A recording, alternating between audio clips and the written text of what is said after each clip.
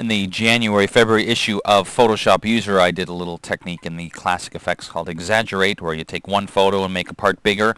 And in each case, I used a picture of a person holding money, or a person with a book, or two people. But then I didn't want you to think, if you read that it only worked with people. So here's another example. I have a high-resolution photo of a golf green. Now, if you didn't read the tutorial, go and read it now. No, I'm just kidding. But if you didn't read it, the whole concept is you start with a high-resolution file, and then you make a copy, duplicate the image, and then right away we're going to lower the resolution down of that one. And that's the only way this is going to work. So this only works if you can afford to have a lower resolution for the final product. If you can't, then, well, this technique is not going to work. So basically this is going to be our finished one. And all we have to do here is take the part that we want to exaggerate. And I'm going to use my elliptical marquee tool and grab an area around the hole, feather it a fair bit, probably around 20 or so, and then take my move tool. Now, because I'm dragging from a high resolution to a lower resolution, the element that I copy is going to be much, much larger. And basically what I want to do is make it look like this is the easiest golf green in the world because it has a huge hole compared to a normal one.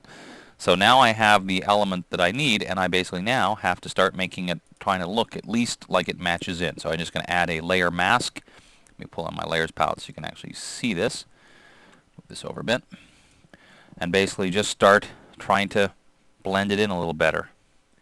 So I'll start off with a fairly big paintbrush. I want to get rid of, because as you can see, that because of the more detail in here, it's fairly obvious. Now we're going to have to do some definite work here to make it appear as though it's working.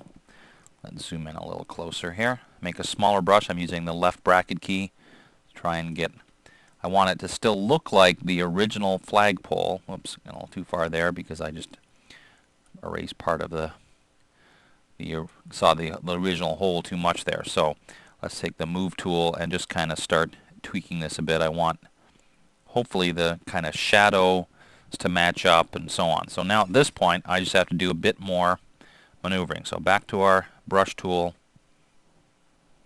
get a much smaller brush. I'm going to zoom in even further even though I don't have the best quality to do so. And let's get rid of some of this other stuff in here. Trying to be pretty careful around the hole itself. And then let's get a really small brush like this. I'm going to click once and then hold down the shift key and click again to try and mask out as much of that sort of thick pole. And then the final step to get it to really try and look realistic would be to do some clone stamping in here. So I've clicked on the regular layer, not the layer mask, so that I can start to try to copy things like the edge of the hole on each side, and then the inner workings of the hole, so that once again it ends up hopefully looking kind of like a skinny pole. Now we're zoomed in pretty far, so obviously it looks a little bit bad. But if we zoom back out again, see, with a bit of effort, I mean I did that pretty quickly, but you get the idea where now it looks like a golf course that's very easy because it's got such a huge hole before and now. And it works because we're taking a high resolution to a low resolution. So take a look at that article in the magazine, and then this is another variation on the same thing just to show you don't have to use people for this to work. So just remember, the key to this is going from higher resolution to a lower resolution one, then the fun begins, and you can do all kinds of, that's just weird. I'm Dave Cross, I'll see you next time.